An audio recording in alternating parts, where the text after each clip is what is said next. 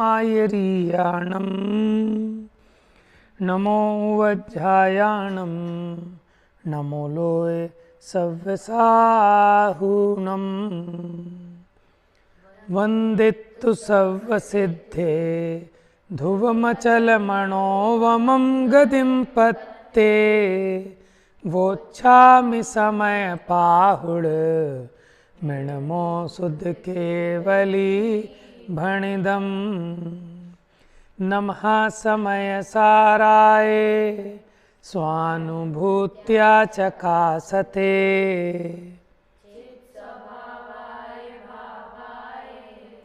सर्वभावान्तरक्षिदे अनन्तधर्मणस्तत्त्वं पश्यन्ति प्रत्यगात्मनः अनेकान्तमयी मूर्तिर्नित्यमेव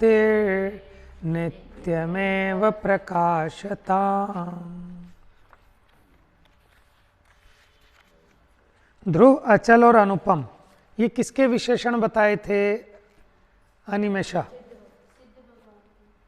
और अच्छे से स्पष्ट कौन करेगा? आज्ञा। जो सभी सिद्धों को हमने नमस्कार किया। जो क्या पूछा हूँ मैं? To the point. आर्या। उनकी गति बताइए।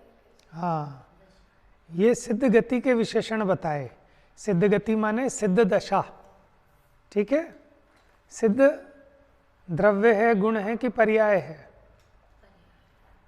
सिद्ध ये द्रव्य है, गुण है कि पर्याय है? होए होए, पर्याय है। ठीक है, सिद्ध पर्याय। लेकिन किस द्रव्य की? किस द्रव्य की पर्याय है सिद्ध? एक गाथा बताई थी आपको, अरहंत सिद्धाचार्य पाठक साधु हैं परमेष्ठिपन, सब आत्मा की अवस्थाएं आत्मा ही है शरण। अवस्थाएं बोलो, पर्याय बोलो, ठीक है, दशा बोलो, हालत बोलो, एक ही बात है।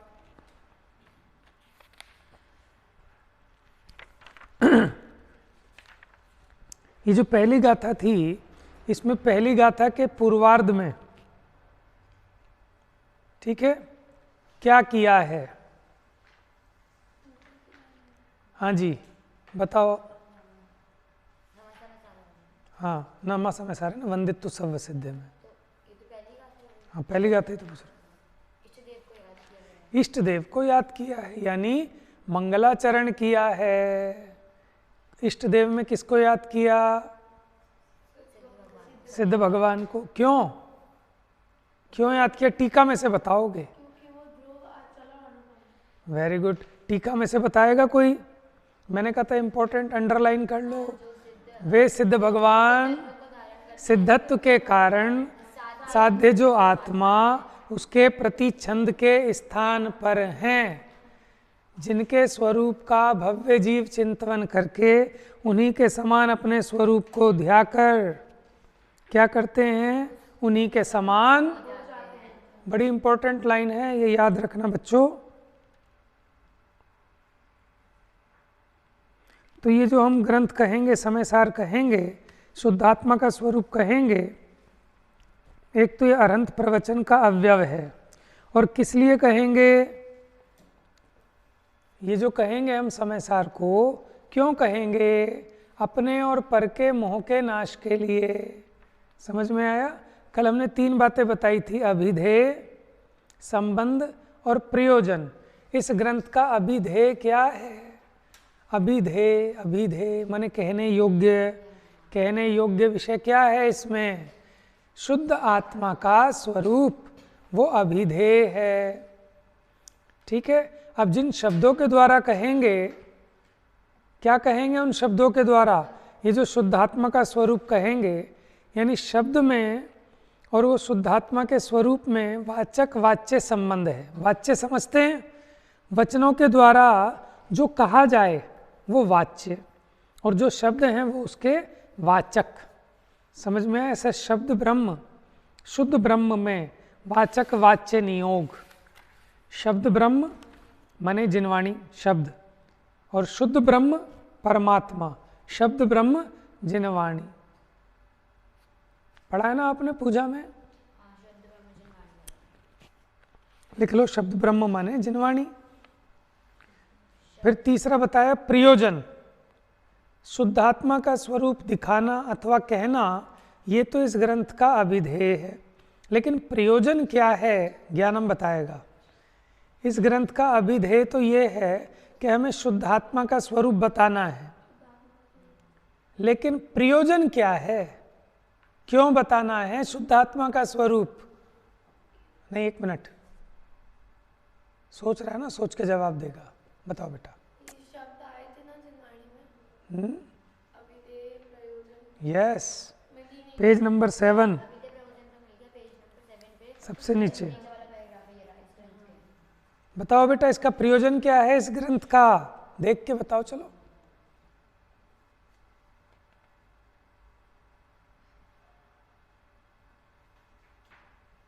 देखो, सिंपल सी बात है, हम शुद्धात्मा का स्वरूप क्यों बता रहे हैं, क्यों पढ़ रहे हैं, क्यों जान रहे हैं शुद्धात्मा के स्वरूप को?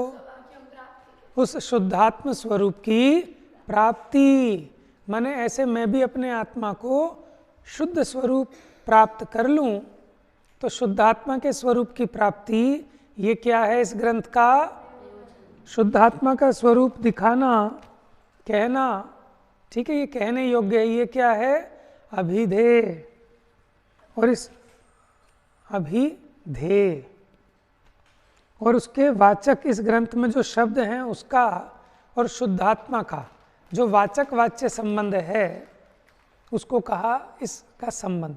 तो इस ग्रंथ के अभिधेय, संबंध और प्रयोजन स्पष्ट हो गए।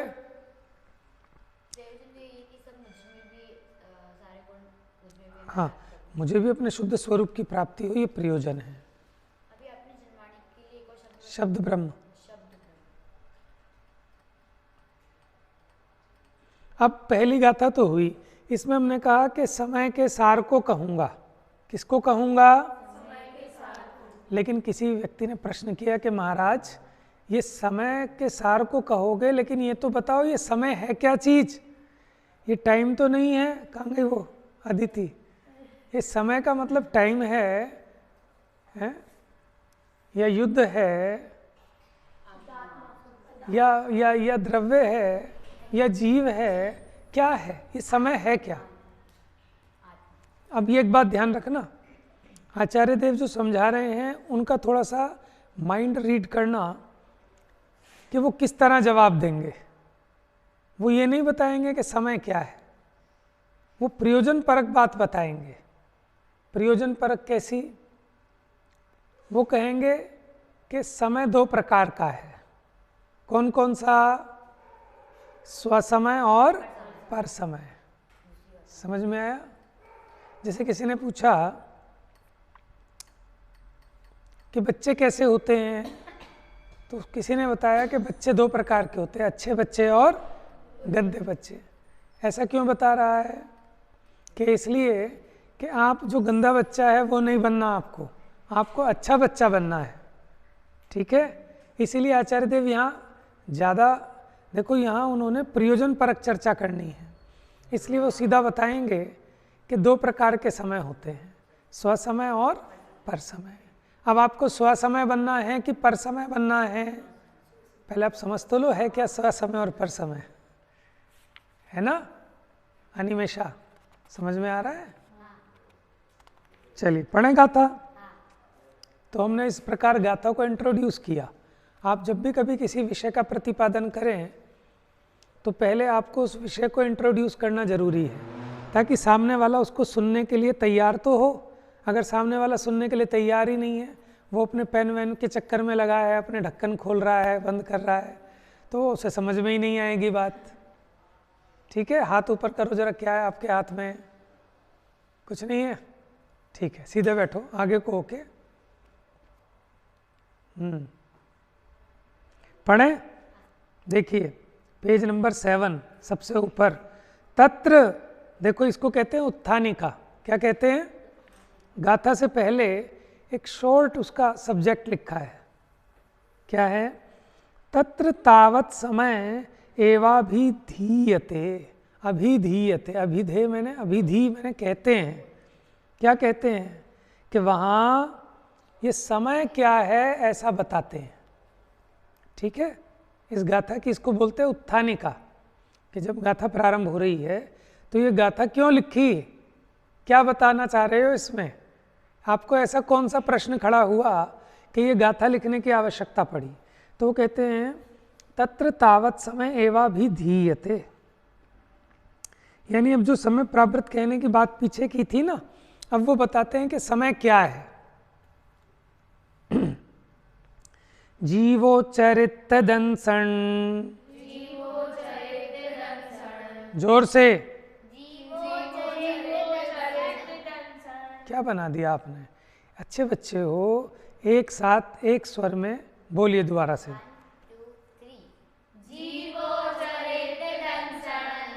नाणठिदो तम ही ससमयम जान,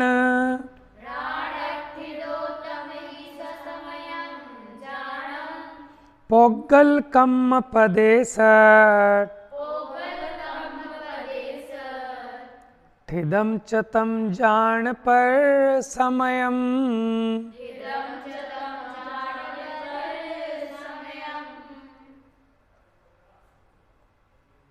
अब आप ये देखो, ये जो हमने ठिदम लिखा है ना, इसमें ट तो आधा है, देख रहे हैं आप नीचे सेकंड लाइन में, पोगल कम पदेसट, पदेसट ट मैंने उसके साथ बोल दिया, पोगल कम पदेसट ठिदम। बात पकड़ में आ रही है कुछ कुछ? ज्ञानम जैन, क्या बता रहा हूं? पोगल कम पदेसट, पदेसट ट, दिख रहा है आपको इसमें ट? उंगली रखो, गंदी तो नहीं है, मुंह में हाथ मत डाला करो कोई भी बच्चा पढ़ते वक्त, फिर जिनवाणी को हाथ लगाना होता है, ऐसी पेन भी। देखो बेटा जरा उंगली रखो, इसको भी बताओ। पोगल कम पदेसठ, रहने दो, एक में काम हो जाएगा उनका। अच्छा इसके साथ उधर देखो, पोगल कम पदेसठ ट, फिर ठिदम चतम जान पर समयम, उसे पर समय जानो। अब देखो समझो, आपके पास सबके पास एक जैसा ग्रंथ है,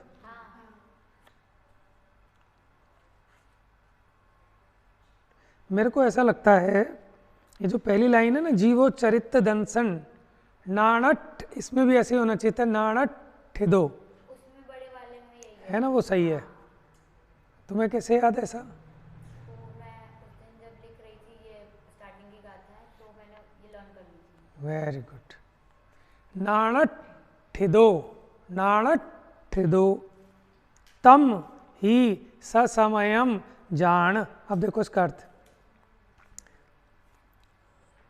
जीवो चरित्र दंसन नाण, जीवो माने जीव, चरित्र माने चारित्र, दंसन माने दर्शन, नाण माने नाण माने ज्ञान।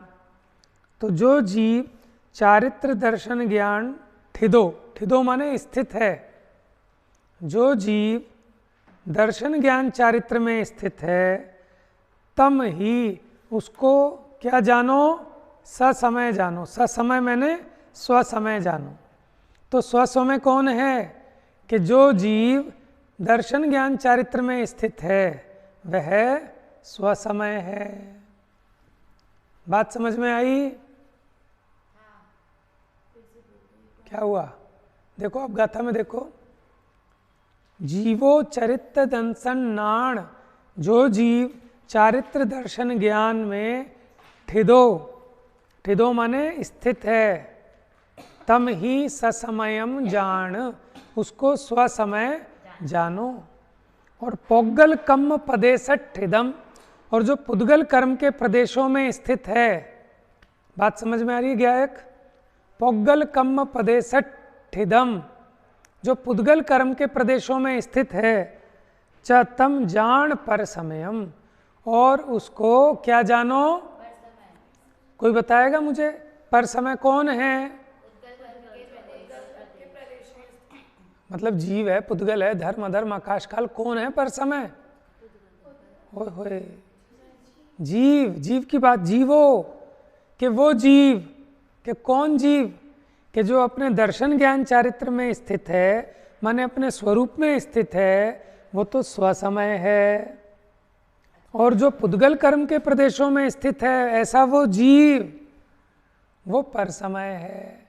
समय नामक जीव, समय माने जीव, वो जीव एक तो ऐसा अज्ञानी, वो हो गया परसमय की स्वसमय, जोर से बोलो, हाँ जी, जो अज्ञानी है वो स्वसमय है कि परसमय है, और ज्ञानी मुनिराज स्वसमय है कि परसमय है, और मिथ्या दृष्टि, बात समझ में आ गई। पर समय अन्य मति को भी कहते हैं, समय का मतलब मत भी होता है, समय का मतलब मत, दर्शन, हाँ, तो पर समय परमति को भी कहते हैं, जो परमत को मानने वाले अन्य मति को भी पर समय कहते हैं।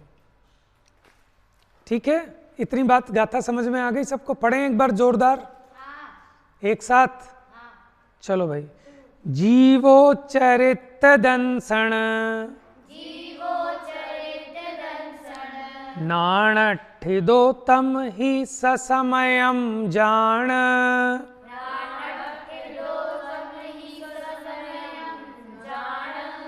पोगल कम पदेसट ठिदम च तम जान पर समयम।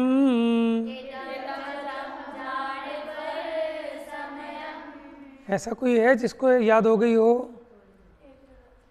अरे वाह, वेरी गुड, सुनाओ।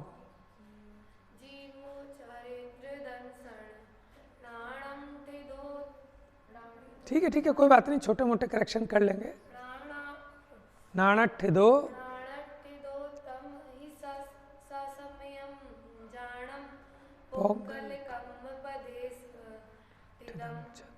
ठिदम चतम जान पर।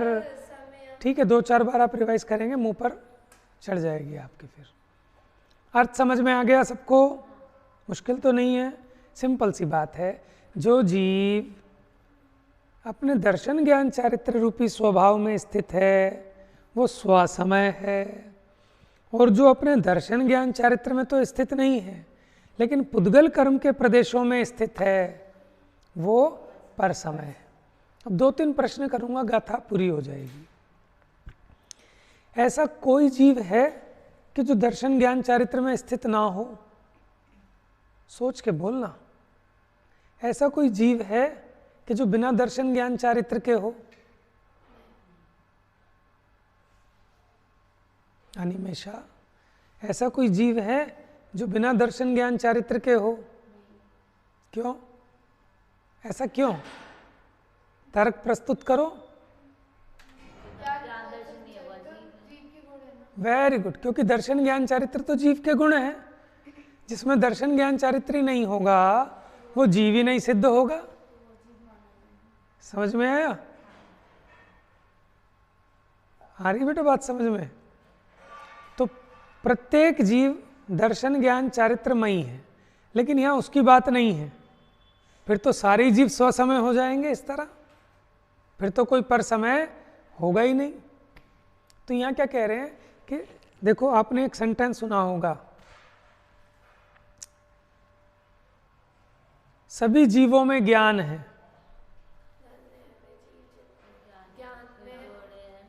सभी आत्माओं में ज्ञान है, सभी आत्माओं में ज्ञान है, लेकिन धन्य है वो जीव जिनके ज्ञान में आत्मा है। तो आत्मा में ज्ञान होना और ज्ञान में आत्मा होना, अंतर समझ में आ रहा है आपको? भाव। अब क्या है कि सभी जीवों में दर्शन ज्ञान चारित्र तो है, लेकिन ये दर्शन ज्ञान चारित्र मेरा स्वरूप है, मैं दर्शन ज्ञान चारित्रमयी हूँ।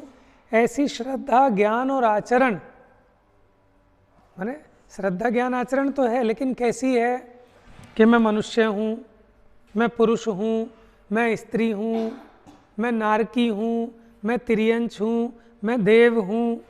समझ में आया? ऐसी तो इस जीव को श्रद्धा है, ज्ञान है, और ऐसा ही आचरण है। ठीक है। अब अगर अपने को मानता है कि मैं लड़की हूँ तो उस प्रकार के बाल रखेगा, उस प्रकार बोलेगा, उस प्रकार उठेगा बैठेगा, वैसे वस्त्राभूषण पहनेगा। और अगर ये मानता है कि मैं पुरुष हूँ तो उस प्रकार का व्यवहार करेगा। ठीक है, तो दर्शन माने श्रद्धान, ज्ञान, आचरण, ये तो सभी जीवों को है। लेकिन वो जीव स्वसमय हैं कि जो दर्शन ज्ञान चारित्र में स्थित हैं। स्थित का मतलब जो ऐसा अपना स्वरूप मानते हैं कि मैं ज्ञान दर्शनमयी हूँ, ऐसा अपने श्रद्धान में, ज्ञान में, आचरण में स्वीकार करते हैं, यानी वो ज्ञानी पुरुष, वो कहलाएंगे स्वसमय, जो अपने स्वरूप को, ठीक है, यथार्थ ग्रहण करते हैं, अपने ज्ञान में जानते हैं, अपने श्रद्धान में मानते हैं और उस रूप आचरण करते हैं। ऐसे सम्यक दर्शन, सम्यक ज्ञान, सम्यक चारित्रवंत जीव, वो क्या कहलाएंगे? स्वसमय। बात समझ में आ गई? दर्शन ज्ञान चारित्र में स्थित होने का मतलब क्या है कि जो अपने को दर्शन ज्ञान चारित्र स्वरूप वाला जानते हैं, देखते हैं और अनुभव करते हैं। माने जो सम्यक दर्शन, सम्यक ज्ञान, सम्यक चारित्र सहित हैं, वो सम्यक दृष्टि ज्ञानी, ऐसे क्या कहलाएंगे? स्वसमय। और पुद्गल कर्म के प्रदेशों में स्थित, क्या कोई जीव ऐसा है कि जो पुद्गल कर्म के प्रदेशों में स्थित है? देखो, थोड़ा सा चिंतन करने की जरूरत है। ठीक है भाई साहब, क्या लिख रहे हो बताओ जल्दी से। आ गई समझ में? याद हो गई? बताओ क्या है। जो अपने स्वरूप को जानते हैं, जो समय दर्शन, समय ज्ञान, समय को सहित हैं, बहुत बढ़िया, वो स्वसमय है। ठीक है, अब मेरी तो बहुत सारी बातें आएंगी, इतना लिखोगे तो सुनना रह जाएगा। और आपने, ये आपकी शर्त है, आप किसी और को नहीं देखोगे बिल्कुल भी। ठीक है, किसे देखोगे? या तो जिनवाणी देखोगे या मेरी तरफ ध्यान रखोगे बिल्कुल। ठीक है, तभी आपका मन लगेगा, नहीं तो मन तो इधर उधर भागता रहता है। आपकी आंखें बता देती हैं कि आपका मन कहाँ है। ठीक है, तो क्या बताया? पुद्गल कर्म के प्रदेशों में स्थित है, ऐसा कोई जीव है? क्या कोई जीव पुद्गल कर्म के प्रदेशों में स्थित हो सकता है? पुद्गल कर्म के प्रदेशों में घुस के बैठ जाए, हो सकता है ऐसा पॉसिबल? अच्छा, ये तो हो सकता है कि पुद्गल कर्म के प्रदेश आत्मा में स्थित हो। पुद्गल कर्म के प्रदेश आत्मा में स्थित हो, ये भी नहीं हो सकता। क्यों? क्यों? हाँ, क्यों कि एक द्रव्य में दूसरे द्रव्य का अत्यंताभाव है। अभाव पढ़े ना आपने 4, तो उसमें एक अत्यंताभाव है। अनिमेषा, पता है अत्यंताभाव क्या होता है? नहीं पढ़ा? नहीं अभी पढ़ने में आए 4 अभाव? पढ़ चुके हो तो क्या होता है? अदिति बताएगी वे सोच के। ज्ञानम, आपको पता है अभाव क्या होते हैं? 4 अभाव। ज्ञायक, स्वस्ति,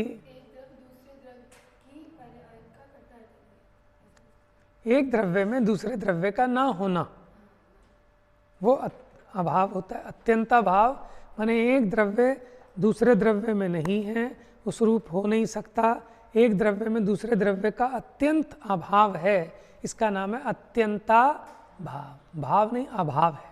तो मिला के बोलते हैं तो बोलते हैं अत्यंताभाव। तो आत्मा पुद्गल कर्म के प्रदेशों में स्थित हो सकता है क्या? तो फिर आचार्य देव ने क्यों लिखा? एक क्षेत्रावगाह तो है, एक क्षेत्रावगाह संबंध तो अरहंतों को भी है। अरहंत भगवान के भी कर्म के प्रदेशों का अभी एक क्षेत्रावगाह है कि नहीं? 4 कर्म शेष है ना अरहंत को, तो उनके साथ उनका एक क्षेत्रावगाही संबंध है ना अभी। तो उस अपेक्षा तो माने 14वें गुण स्थान तक भी कर्म का संबंध है, तो फिर 14वें गुण स्थान तक के जीव पर समय ठहरेंगे। देखो, अपेक्षाएं अनेक हो सकती हैं, आपको सब अपेक्षाएं ख्याल में होनी चाहिए। अगर हम ऐसा अर्थ निकालें कि जिनको पुद्गल कर्म का संबंध है वो पर समय है, तो 14वें गुण स्थान तक के पर समय कहलाएंगे, और फिर स्वसमय कौन कहलाएगा? Very good. और अगर हम ऐसा माने, देखो पुद्गल कर्म प्रदेशों में स्थित है, क्योंकि अज्ञानी पुद्गल कर्म के उदय से, समझना जरा एक मिनट ध्यान से, अब पुद्गल कर्म के उदय से जो कुछ मिला, ये शरीर, ये घर, मकान, दुकान, कपड़े, इनमें कैसा अनुभव करता है? इसी में स्थित है कि मैं मनुष्य हूँ, मैं 65 किलो का, मैं 50 किलो का, मैं गोरा, मैं काला, मैं मोटा, मैं पतला, मैं अमीर, मैं गरीब। तो जो ऐसा मानता है, ऐसा जानता है और इस रूप आचरण करता है, वो क्या हो गया? पर समय। क्या हो गया? पुद्गल कर्म के प्रदेशों में स्थित होने का मतलब समझ में आया? पुद्गल कर्म के उदय से जो संयोग और सामग्री मिली, उनमें ऐसी श्रद्धा करता है, ऐसा ज्ञान करता है, ऐसा आचरण करता है कि यही मैं हूँ, तो वो हो गया मिथ्या दृष्टि, अज्ञानी। वो क्या कहलाया? पर समय। बात समझ में आ गई? छोटे बच्चों को पर समय क्या हुआ कि पुद्गल कर्म के उदय में जो संयोग, सामग्री, शरीर आदि मिले, उस रूप अपना अनुभवन करता है, उस रूप ऐसी श्रद्धा करता है कि यही मैं हूँ, वो है पर समय। सिंपल सी बात, इस गाथा में आचार्य देव ने दो चीज़ें बताई कि जीव दो तरह के, कौन कौन से? स्वसमय और स्वसमय कौन है?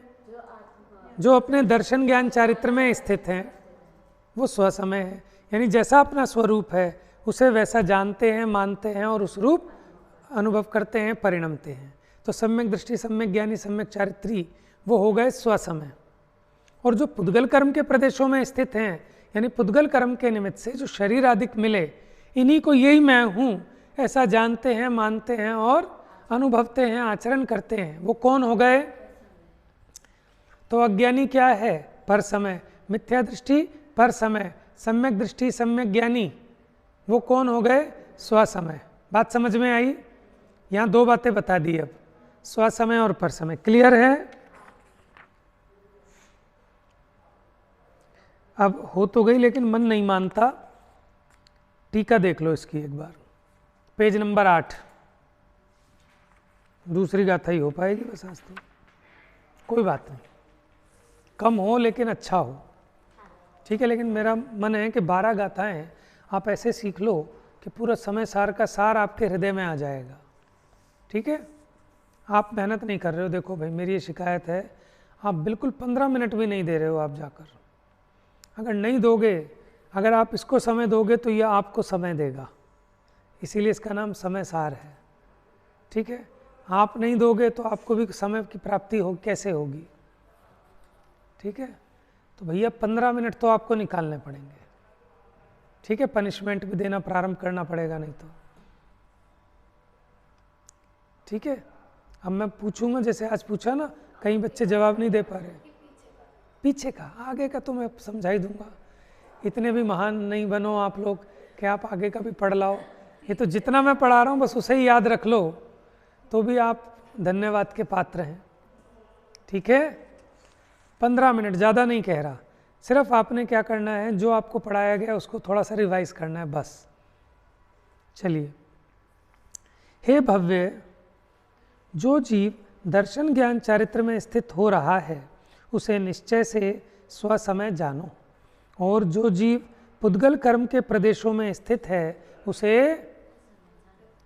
टीका देखो, आपसे इसलिए नहीं पढ़वा रहा क्योंकि टाइम नहीं है, मुझे समझाना है साथ साथ।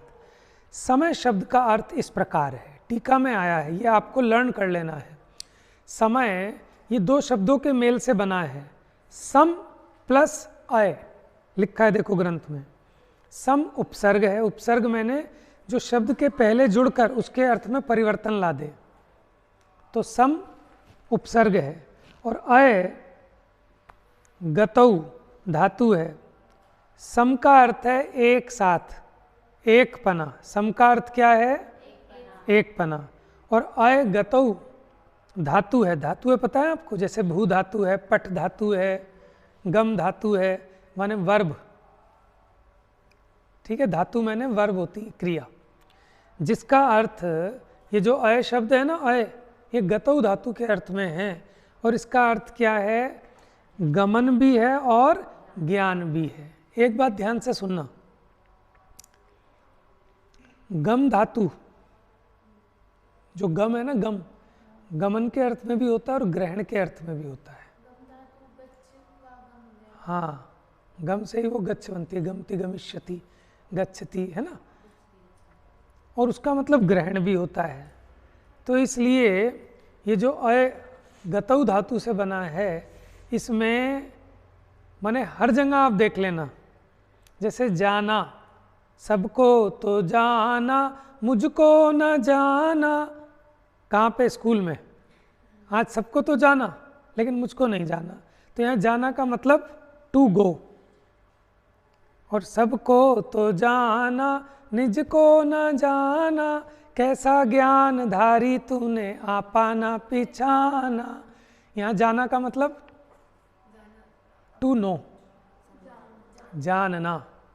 तो जो जाना शब्द है वो जाना के अर्थ में, गो के अर्थ में भी है और नो के अर्थ में भी। नो माने एन नो, नो नहीं, ये लिख लें यहाँ कॉपी में, आपने बताया था, सुन लो चाहे रिकॉर्डिंग में। नो, अब मैं कनो तो बोलूँगा नहीं, KNOW, ठीक है। तो सम माने एक पना, और अय गतौ धातु के अर्थ में इसके दो अर्थ हैं, जाना और जानना, यानी गमन और ज्ञान, ठीक है। लगभग सभी अर्थों में इनके डबल अर्थ निकलते हैं। जैसे ज्ञान ने ग्रहण किया, तो यहाँ माने जैसे ज्ञान गेयों में चला गया, या गे ज्ञान में आ गए, ऐसा बोलते हैं ना, कि गे ज्ञान में आ गए। ये बात आपके ज्ञान में आ गई, आ गई, आ गई, आने जाने के अर्थ में हो गया ना, और जानने के अर्थ में भी हो गया।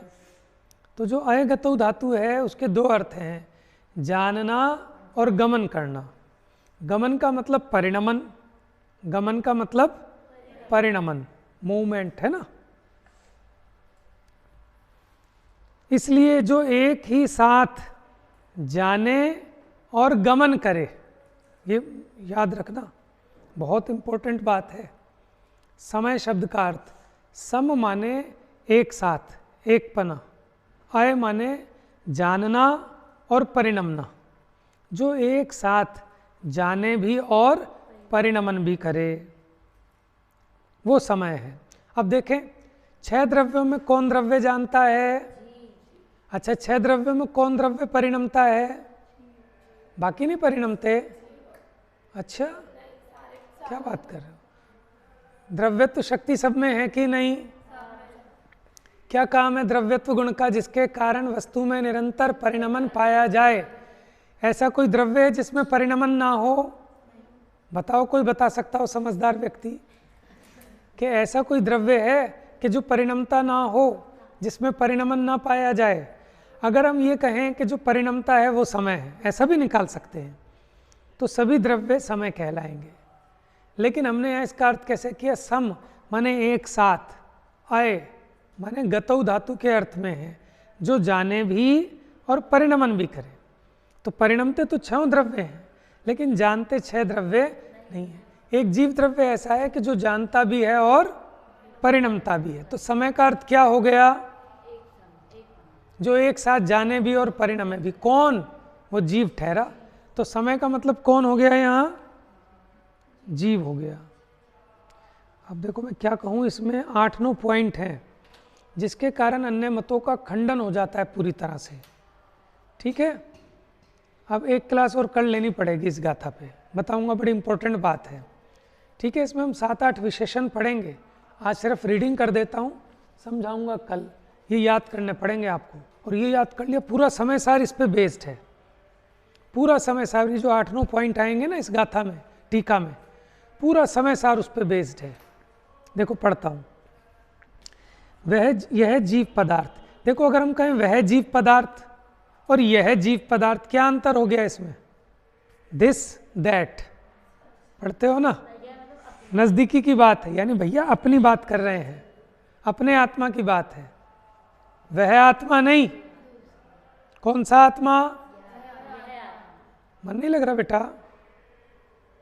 नहीं, घर जाना है।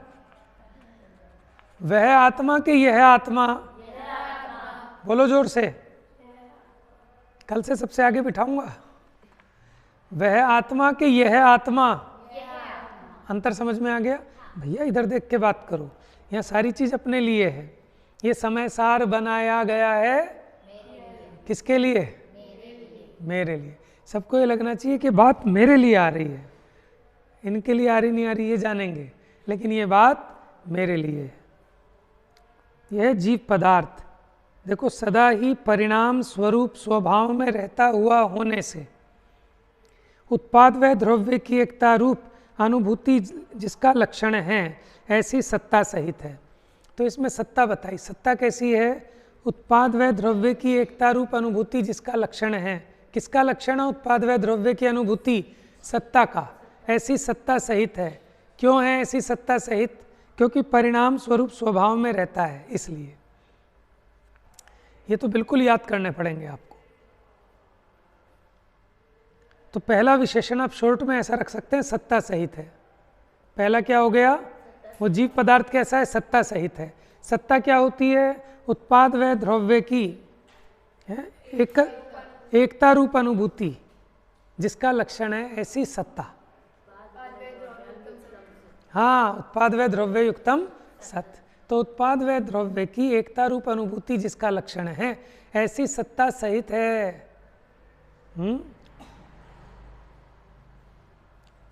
इस विशेषण से जीव की सत्ता को ना मानने वाले जो नास्तिकवादी हैं उस मत का खंडन हो गया। बाकी चर्चा इसकी कल करेंगे। जा वाणी के ज्ञान से सूझे लोकालो